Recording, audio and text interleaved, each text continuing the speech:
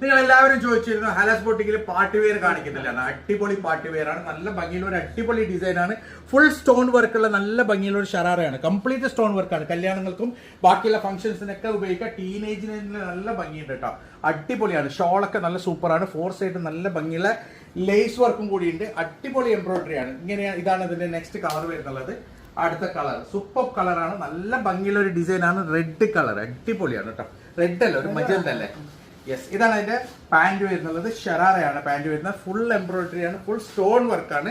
ഇതാണ് അതിന്റെ next colour. Size medium, large, XL, XXL സൈസിൽ അവൈലബിൾ ആണ്.